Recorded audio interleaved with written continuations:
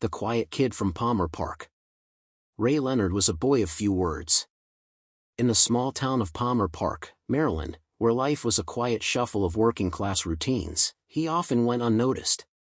His family's home, nestled between towering oaks, was filled with soft conversations, the kind that never rose above a whisper. His father, Garth, came home late from a job that never seemed to end, and his mother, Cicely, managed the house with a calm grace that spoke more of resilience than happiness. Theirs was a world of duties and unspoken dreams. Ray's dreams, though, were different. They were bigger. They were a mix of fleeting thoughts and silent wishes, stitched together in the deepest parts of his heart, where no one could hear.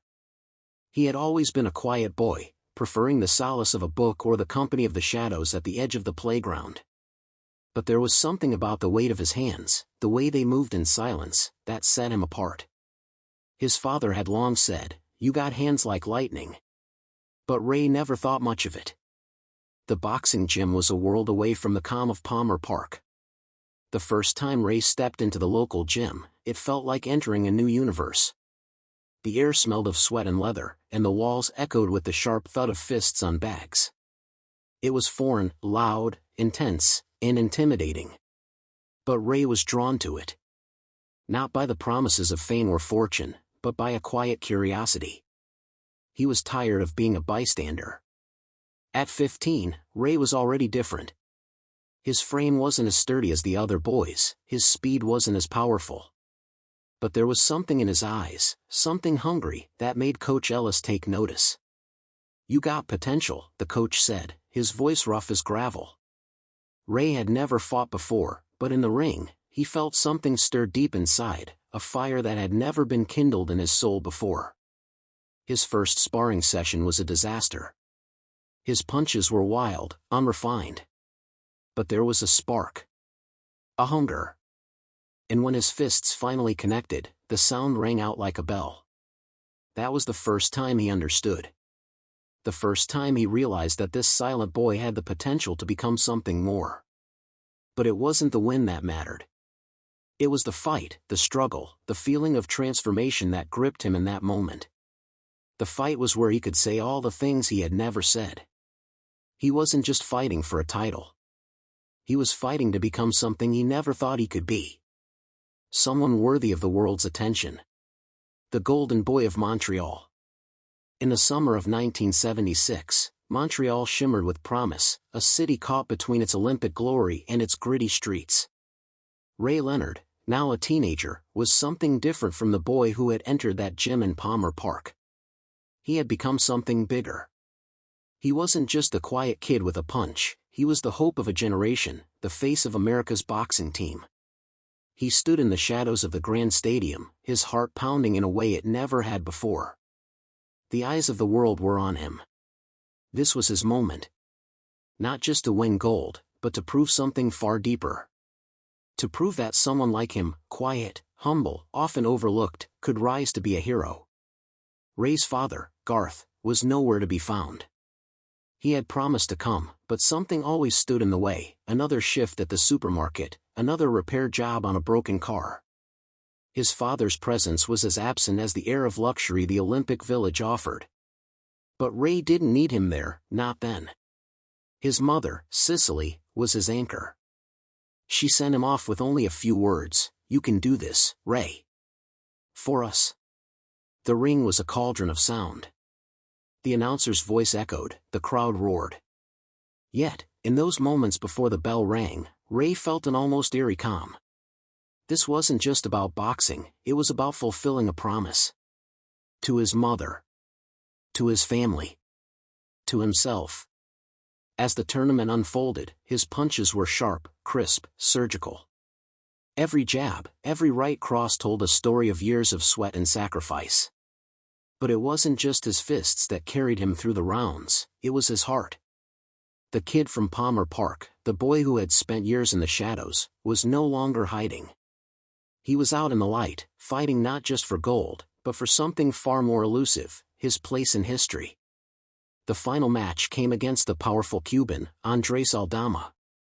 It was a grueling test of stamina, speed, and nerve. Ray danced around the ring, his legs a blur of precision and grace. Aldama, the favorite, kept coming forward, relentlessly. The crowd held its breath as the fighters exchanged blow after blow. Each punch seemed to echo Ray's doubts, his fears, his hopes for the future. In the final moments, with sweat pouring down his face and his body screaming for rest, Ray landed a clean shot to Aldama's jaw. The crowd erupted. The bell rang. He had done it. Ray Leonard had won gold. But in the quiet after the victory, Ray felt no rush of triumph. He stood there, gold medal draped around his neck, and looked out into the audience, searching for one familiar face, his father's. But Garth was still not there. The fights within the fight. The bright lights of the boxing ring never felt as sharp as they did when Sugar Ray Leonard stepped into the squared circle for the first time as a professional. The buzz of the crowd, the rhythm of the announcer's voice, it was all intoxicating, a far cry from the quiet of Palmer Park. But there was a darkness in this world, a shadow lurking in the corners of his newfound fame. Ray had become a champion, sure, but at what cost? The fame, the money, the trophies, none of it filled the emptiness he felt inside. His first few professional fights were a blur of victories and accolades. His hands were quick, his footwork flawless. He danced around opponents like a shadow, slipping punches with ease and delivering blows that echoed across arenas. But with each win, he felt a tightening in his chest, a growing discomfort that couldn't be shaken. The problem wasn't the physicality of boxing. That, he had mastered. It was everything else, the pressure, the expectations, the constant spotlight.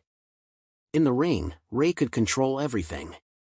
But outside of it, nothing felt within his grasp.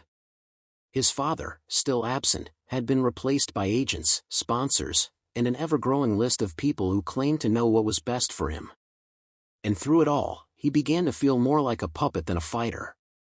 The first cracks in his perfect facade came during his bout with Roberto Durán in 1980. The two were destined to meet for the ultimate showdown.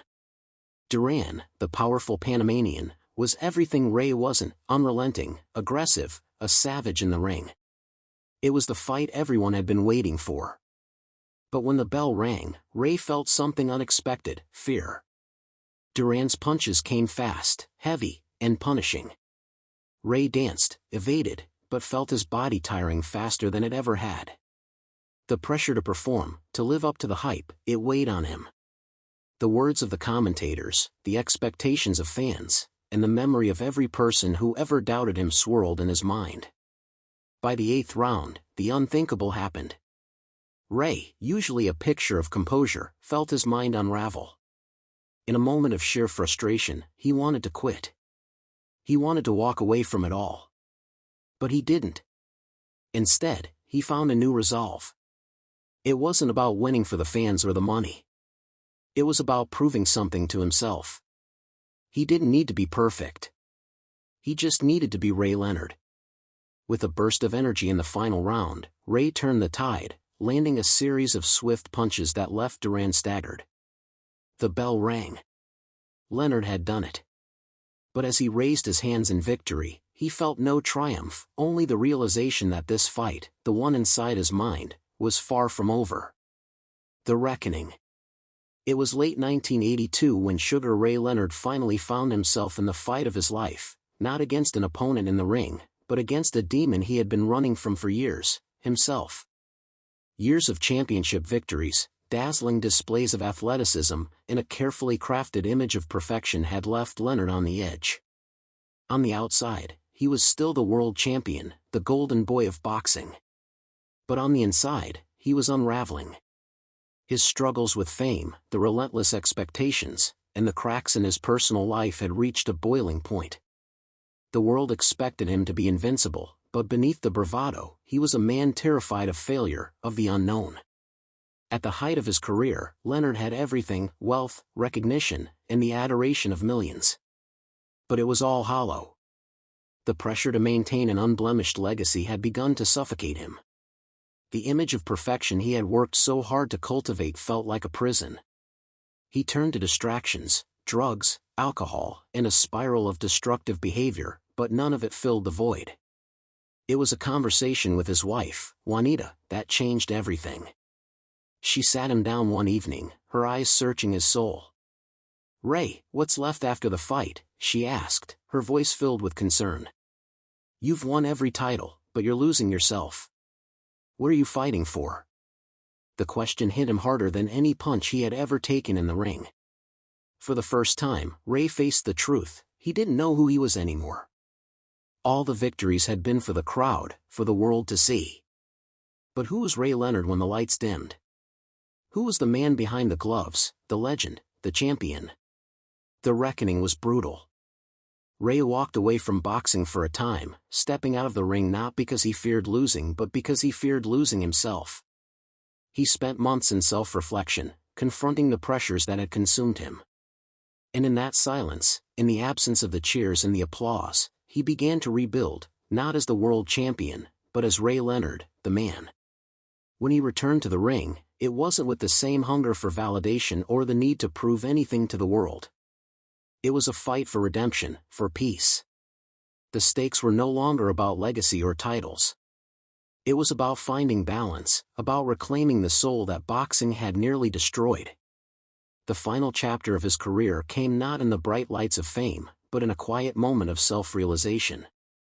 Ray Leonard had finally fought the one opponent he could never escape, his own fear. And in that victory, he found the freedom he had long sought.